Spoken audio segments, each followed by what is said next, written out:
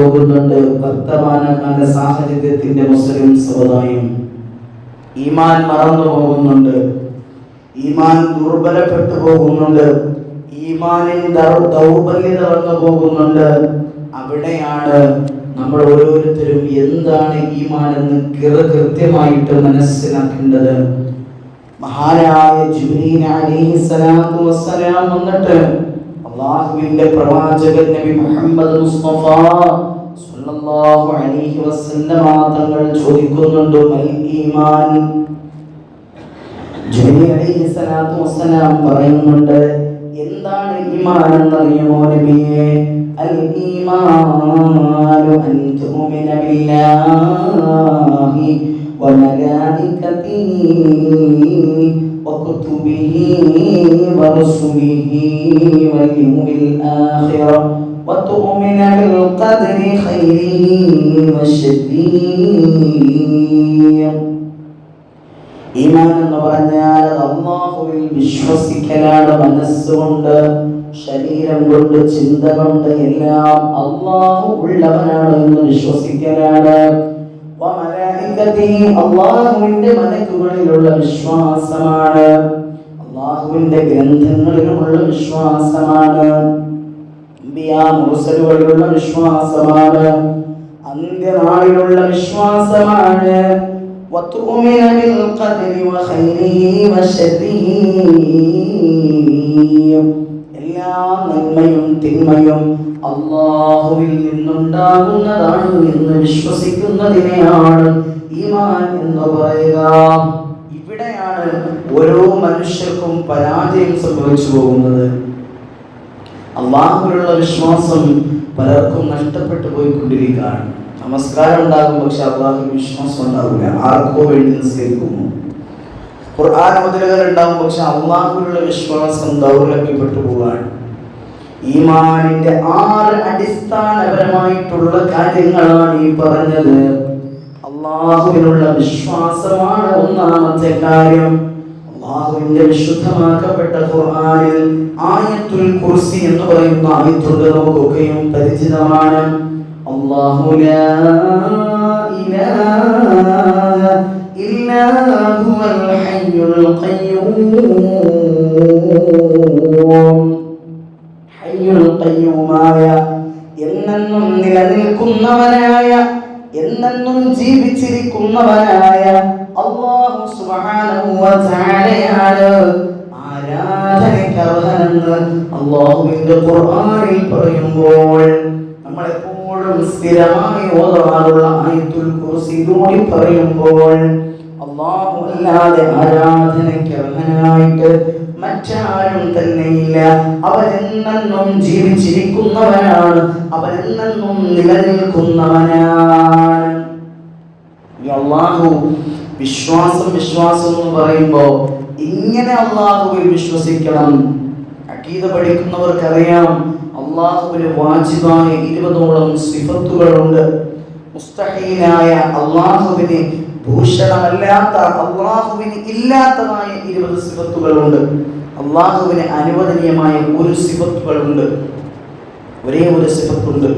ഇങ്ങനെ മുഴുവൻ 41 സിഫത്തുകൾ പഠിക്കുന്നിടത്ത് അല്ലാഹുവിന് ഉണ്ടാകേണ്ടുന്നതായ 20 സിഫത്തുകൾ, വാജിബായി നിർബന്ധമായ 20 സിഫത്തുകളും കൃത്യമായി ചിന്തിച്ച് മനസ്സിലാക്കി അല്ലാഹു ഉള്ളവനാണ്, അല്ലാഹു ഏകനാണ്, അല്ലാഹു എന്നെന്നും നിലനിൽക്കുന്നവനാണ്.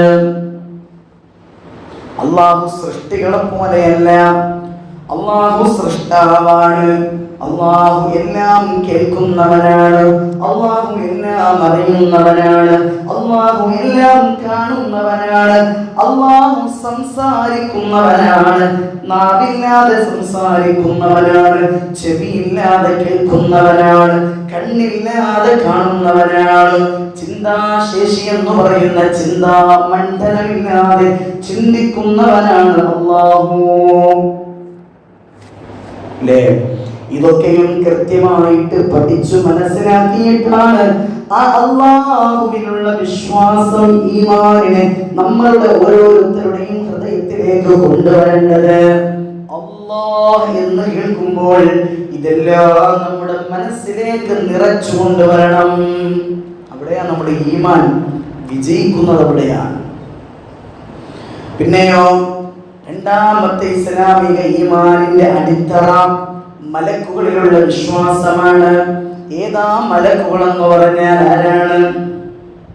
ആരാ മലക്കുകൾ എന്നറിയോ? അല്ലാഹു സുബ്ഹാനഹു വ തആല തീയിൽ നിന്ന് സൃഷ്ടിച്ചവരാണ് മലക്കുമാർ. മലക്കുകൾ ലാ യഅസൂന അല്ലാഹ മാ അമറഹും വയഫ്അലൂന മാ യുഅമറൂൻ. അല്ലാഹു തആല കൽപ്പിച്ചതല്ലാതെ പ്രവർത്തിക്കില്ല അവർ. അല്ലാഹു തആല എന്താണോ കൽപ്പിച്ചിരിക്കുന്നത് അതുമാത്രമാണ് അവർ പ്രവർത്തിക്കുന്നത്. ആ കൽപ്പിച്ച കാര്യങ്ങളിൽ നിന്ന് ഒരണു പോലും അങ്ങോട്ടോ ഇങ്ങോട്ടോ വ്യതിചലിക്കാത്ത ആളുകളാണവർ. അല്ലാഹുവിന്റെ കൽപ്പനയെ ലംഘിക്കാത്തവരാണവർ. ലാ യഅസൂനല്ലാഹ മാ അമറഹും വയഫഅലൂന മാ യുഅമറൂൻ. അല്ലാഹു എന്താണോ കൽപ്പിച്ചിട്ടുള്ളത് ആ കൽപ്പിച്ചതിനെ അതുപോലെ പ്രവർത്തിക്കുന്നവരാണവർ. മലക്കുകൾ അങ്ങനെയാണ്. മലക്കുകളിൽ 10 മലക്കുകളുണ്ട്. വളരെ പ്രധാനപ്പെട്ട 10 മലക്കുകൾ.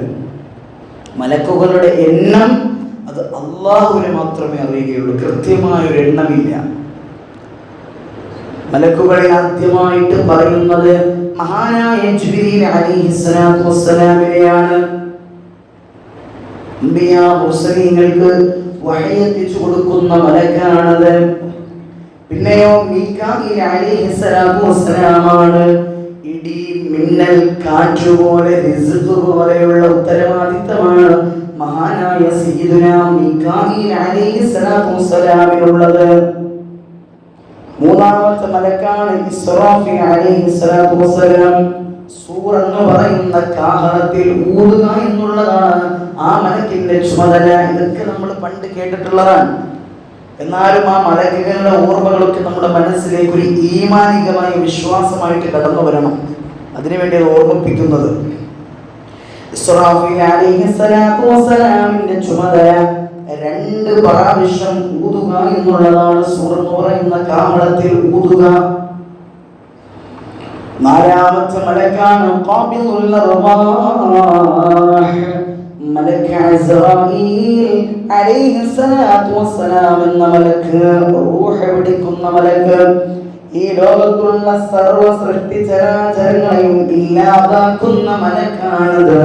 അല്ലാഹു റൂഹ് കൊടുത്തിരിക്കുന്ന സകല ആളുകളുടെയും ആ റൂഹിനെ തിരിച്ച് വലിച്ചൂരിയെടുക്കാൻ കഴിവുള്ളവനായ ഖാബിദുൽ അർവാഹ് മലക്ക് അസ്റായീൽ അലൈഹിസ്സലാത്തു വസ്സലാം.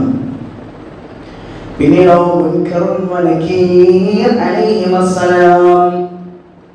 ഖബറിലേക്ക് ഒരു മനുഷ്യനെ ഇറക്കി വെക്കുമ്പോൾ എല്ലാവരും തിരിച്ചു മടങ്ങി പോകുമ്പോൾ നമ്മൾ എപ്പോഴും പറയുകയാണ്, നമ്മൾ തൽഖീൻ ഓതുന്നവരാണ്.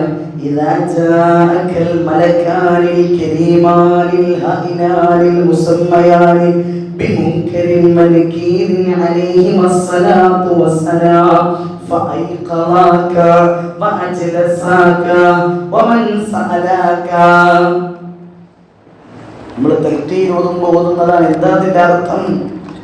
നീ കിടന്നുറങ്ങാൻ സുഖനിദ്ര ആരംഭിച്ചിരിക്കുകയാണ്. ഖബറിലുള്ള ജീവിതം തുടങ്ങിയിരിക്കുകയാണ്. ഇന്നേ വരെ നീ ജീവിച്ചു, അല്ലാഹുവിൽ വിശ്വസിച്ച് ജീവിച്ചു, അല്ലാഹു ഏകനാണെന്ന് ഉറപ്പിച്ച് ജീവിച്ചവനാണ് നീ. ഇദാ ജാഅകൽ മലക്കാനിൽ കരീമാൻ. ഇനി 2 മലക്കുകൾ നിന്റെ അടുക്കലേക്ക് കടന്നു വരുന്നുണ്ട്. അവരുടെ പേര് മുൻകർ നകീർ എന്നാണ്. ഖബറിൽ വെച്ച് മനുഷ്യന്റെ ചെവിയിലേക്ക് ഓതി കൊടുക്കുന്നതാണ്. മുൻകർ നകീർ എന്ന് പറയുന്ന മലക്ക് നിന്റെ അടുക്കലേക്ക് കടന്നു വന്നിട്ട് അവർ ചോദിക്കുന്നുണ്ട്, മൻ റബ്ബുക, ആരാ നിന്റെ റബ്ബ്? വമൻ നബിയുക, ആരാണ് നിന്റെ നബി? വമാ ദീനുക, നീ ഏത് ദീനിലാണ്, ഏത് മതത്തിലാണ് നീ വിശ്വസിച്ചത്? വമാ ഇമാമുക, നിന്റെ ഇമാം ആരാണ്? വമൻ ഇഖ്വാനുക, നിന്റെ സഹോദരങ്ങളാരാണ്? ഖബറിനകത്തേക്ക് ഇറക്കി വെക്കുന്ന ഓരോ മനുഷ്യരോടും വന്നിട്ട് മലക്കുകൾ, 2 മലക്കുകൾ ചോദ്യം ചോദിക്കാറുണ്ട്. ആ മലക്കുകളുടെ മുൻകർ നകീർ അലൈഹിമസ്സലാത്തു വസ്സലാം. ഈ സമയത്താണ് മുഅ്മിനീങ്ങളായ ആളുകൾ കൃത്യമായിട്ട് ഉത്തരം പറയുന്നത്. ആ അല്ലാഹുവിൽ കൃത്യതയോടുകൂടി വിശ്വസിച്ച് ജീവിച്ച മനുഷ്യ, അല്ലാഹുവിൽ ഈമാനോടുകൂടി അത്രയേറെ ഈമാൻ അല്ലാഹുവിൽ വിശ്വസിച്ച മനുഷ്യ, അങ്ങനെയുള്ള മനുഷ്യന്മാരാണ് അല്ലാഹു റബ്ബി, എൻ്റെ റബ്ബന്റെ അല്ലാഹുവാണ്, വമുഹമ്മദുൻ നബി, എൻ്റെ നബി എൻ്റെ ഹബീബായ മുത്തുനബി മുഹമ്മദ് മുസ്തഫ സ്വല്ലല്ലാഹു അലൈഹി വസല്ലമ തങ്ങളാണ്, വൽ ഇസ്ലാമു ദീനി, എൻ്റെ മതം എന്ന് പറയുന്നത് അത് പരിശുദ്ധമാക്കപ്പെട്ട ഇസ്ലാമാണ്, വൽ കഅബത്തു ഖിബ്ലത്തി, എൻ്റെ ഖിബ്ല എന്ന് പറയുന്നത് അത് പരിശുദ്ധമായ കഅബയാണ്, എൻ്റെ ലക്ഷ്യസ്ഥാനം അത് കഅബയാണ്, വൽ ഖുർആൻ ഇമാമി, എൻ്റെ ഇമാം വിശുദ്ധമാക്കപ്പെട്ട ഖുർആനാണ്, എന്നെ വഴി കാണിച്ചത് എൻ്റെ ഖുർആനാണ്, വൽ മുഅ്മിനൂന ഇഖ്വാനി, എൻ്റെ സഹോദരങ്ങൾ അത് മുഅ്മിനീങ്ങളാണ്, മുസ്ലിമീങ്ങളാണ് എന്ന് കൃത്യമായിട്ട് മറുപടി പറയാൻ കഴിയണമെങ്കിൽ ഇതേ ഈമാനോടുകൂടി ജീവിതത്തിൽ മുന്നേറാൻ നമ്മളെ കൊണ്ട് കഴിയണം. അങ്ങനെ കഴിയുമ്പോൾ മാത്രമാണ് കൃത്യമായി അതിന്റെ ഉത്തരം പറയാൻ കഴിയുക. അതാണ് മുൻകർ നകീർ അലൈഹിമസ്സലാത്തു വസ്സലാം ഖബറിനകത്ത് ഇറക്കി വെക്കുന്ന ഓരോ മയ്യിത്തിന്റെയും ചാരത്ത് കിടന്നു വന്നിട്ട്, ഓരോ മയ്യിത്തിന്റെയും ചാരത്ത് കിടന്നു വന്നിട്ട് അങ്ങനെയുള്ള മയ്യിത്തുകളോട് ചോദ്യം ചോദിക്കാണ്. ഇനി ചില മയ്യിത്തുകളുണ്ട്, ജീവിതത്തിൽ തോന്നിയവാസത്തരങ്ങളെ കാണിച്ചുകൊണ്ട് ജീവിതം മുന്നോട്ട് കടത്തിക്കൊണ്ടുപോയ മയ്യിത്തുകളുണ്ട്. അവരോട് ചോദ്യം ചോദിക്കുമ്പോൾ അവരെന്താണ് മറുപടി പറയുന്നതെന്നറിയുമോ?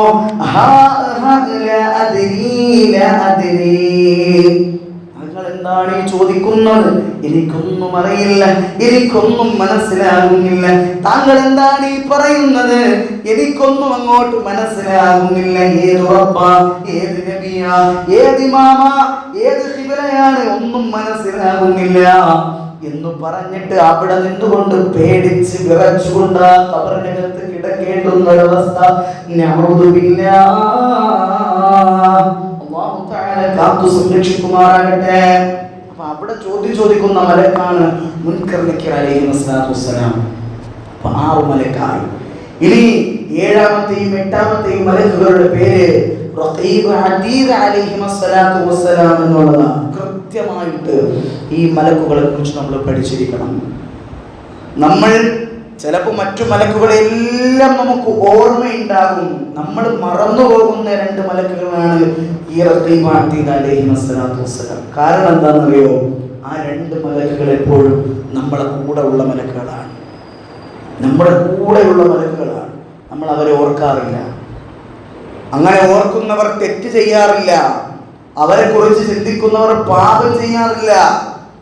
വലതുഭാഗത്തും ഇടതുഭാഗത്തും ഒരു മനുഷ്യന്റെ നന്മയും തിന്മയും രേഖപ്പെടുത്താൻ അല്ലാഹു സുബ്ഹാനഹു വ തആല രേഖപ്പെടുത്തി വെച്ചിരിക്കുന്ന, ചുമതല ഏൽപ്പിക്കപ്പെട്ട് വെച്ചിരിക്കുന്ന മലക്കുകളാണ് ആ റഖീബ് അതീദ് അലൈഹിസ്സലാത്തു വസ്സലാം എന്ന് പറയുന്ന മലക്കുകൾ. വലതുഭാഗത്ത് ഒരു പുരുഷൻ പ്രായപൂർത്തി എത്തിക്കഴിഞ്ഞാൽ, ഒരു സ്ത്രീ അവളുടെ ഹൈദിലൂടെ പ്രായപൂർത്തി എത്തിക്കഴിഞ്ഞാൽ പിന്നീട് അല്ലാഹു അവരിലേക്ക് 2 മലക്കുകളെ എത്തിച്ചു കൊടുക്കാൻ. വലതുഭാഗത്ത് റഖീബ് എന്ന് പറയുന്ന മലക്കും ഇടതുഭാഗത്ത് അതീദ് എന്ന് പറയുന്ന മലക്കും. ഇതൊക്കെയും നമുക്കറിയുന്ന കാര്യം, പക്ഷെ നമ്മൾ മറന്നു കളയും, നമുക്ക് ചിന്ത ഉണ്ടാകില്ല.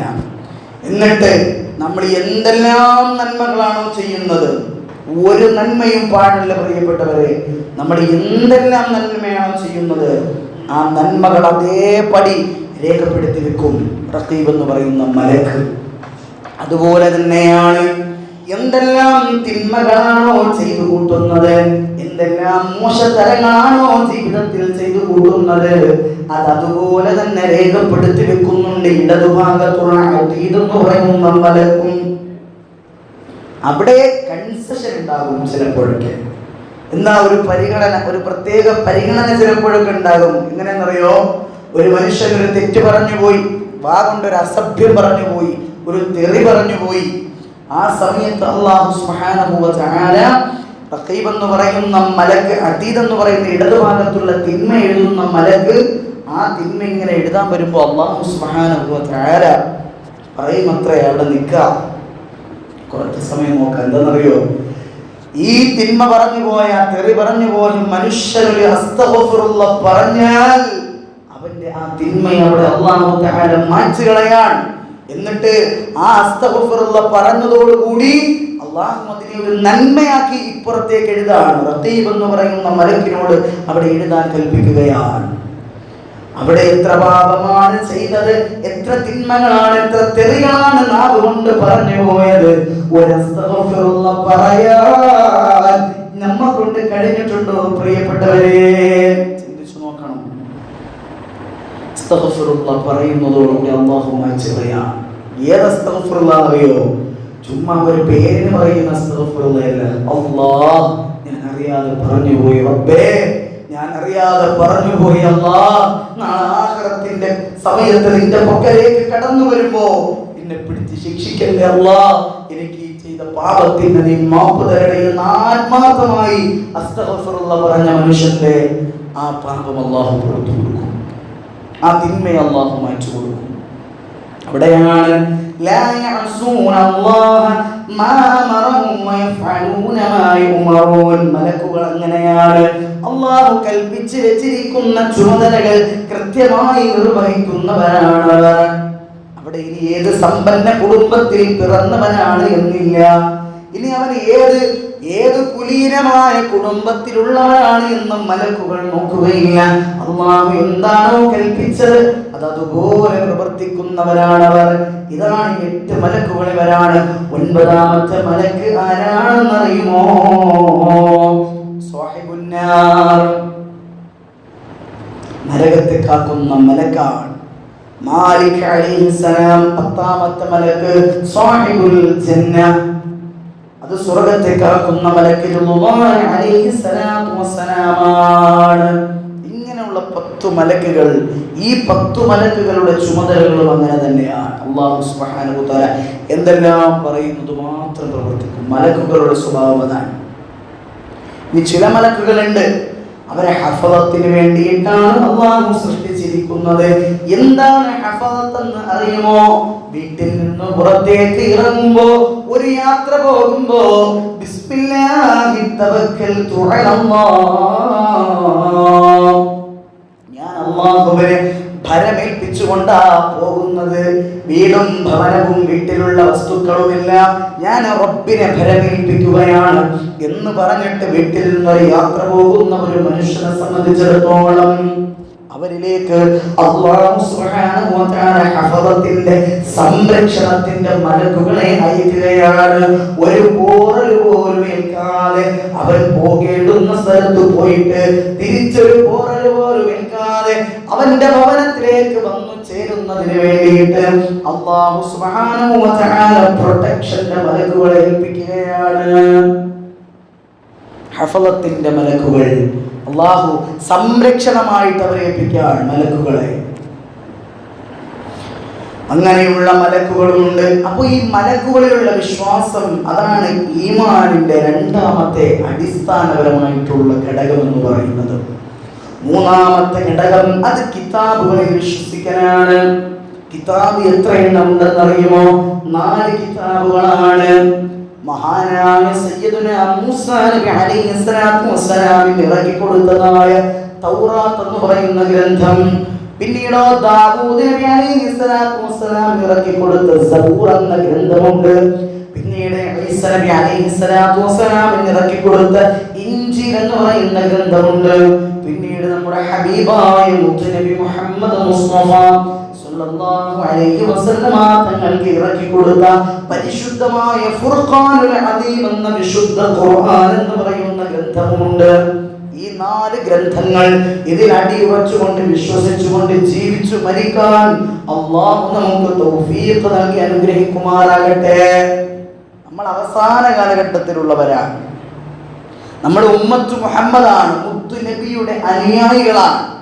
ഇന്നാ നഹ്നു നസ്സൽന ദിക്റ വ ഇന്നാ ലഹു ലഹാഫിളൂൻ.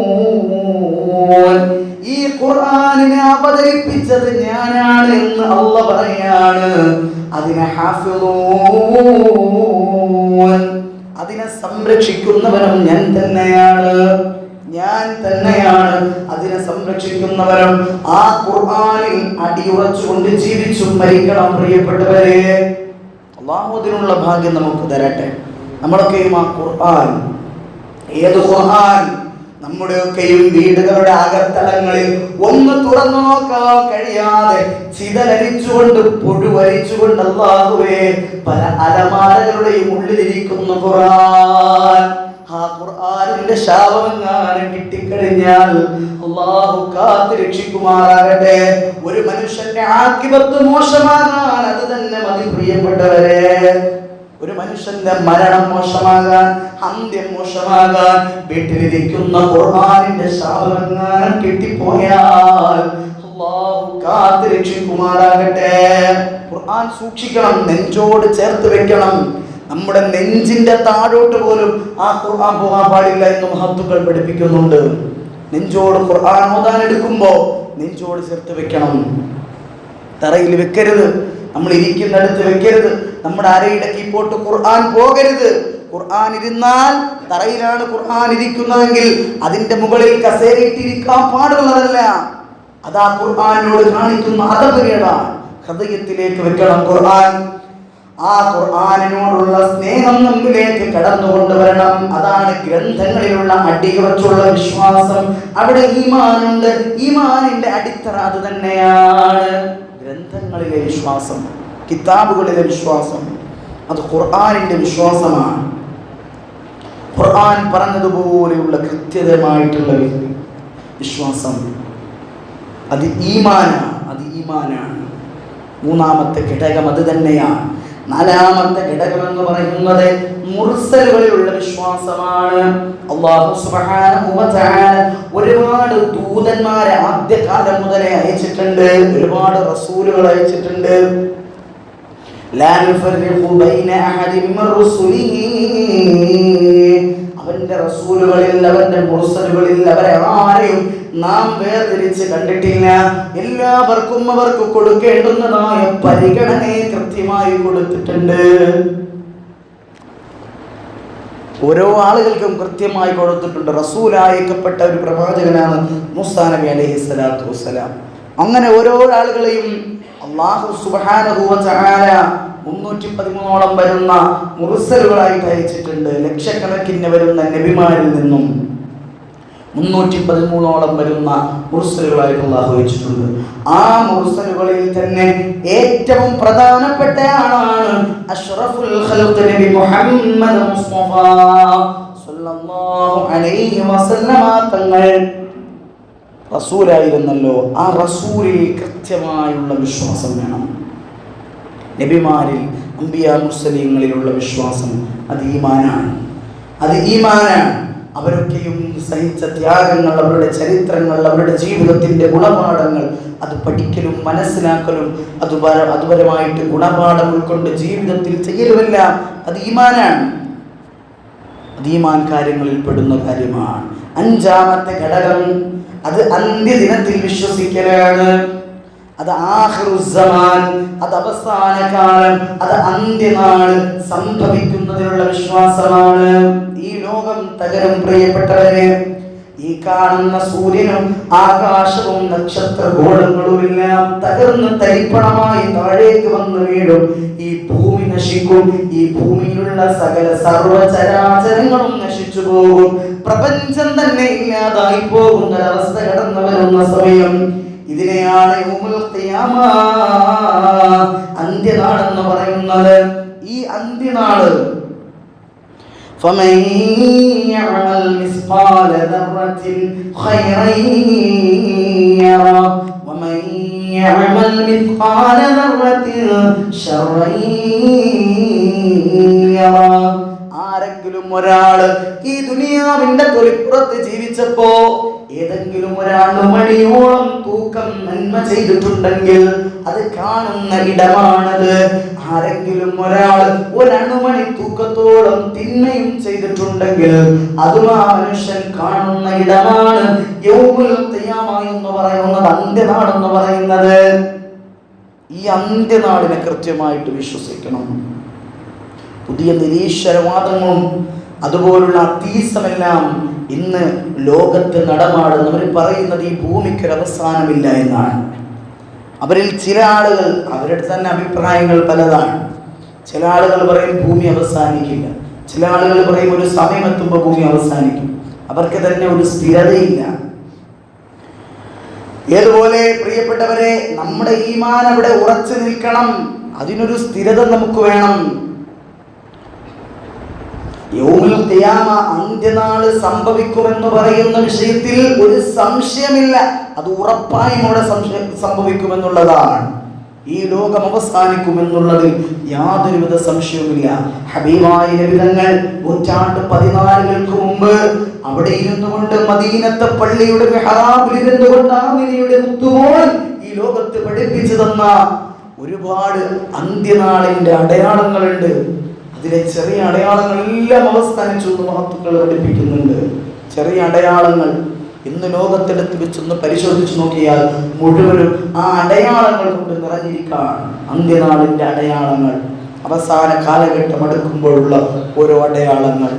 ചതി വർദ്ധിക്കും, വഞ്ചനകൾ വർദ്ധിക്കും, അതുപോലെ തന്നെ മദ്യപാനങ്ങൾ വർദ്ധിക്കും, വ്യഭിചാരം വർദ്ധിക്കും, കൊലപാതകങ്ങൾ വർദ്ധിക്കും.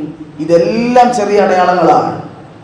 ഇതൊക്കെയും ഒരു അടയാളമായിട്ട് എണ്ണിത്തിട്ടപ്പെടുത്തുമ്പോൾ ചിന്തിച്ചു നോക്കണം.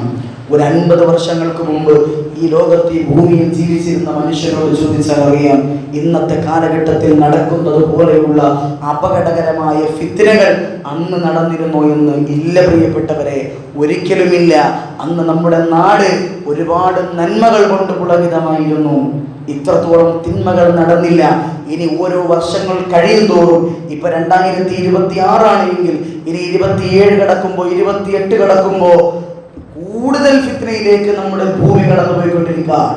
നമ്മുടെ ലോകം കൂടുതൽ തിന്മയിലേക്ക് പോയിക്കൊണ്ടിരിക്കുകയാണ്. അവിടെ നമ്മുടെ ഈമാനിനെ ചെറുത്ത് നിർത്താൻ നമ്മളെ കൊണ്ട് കഴിയണം.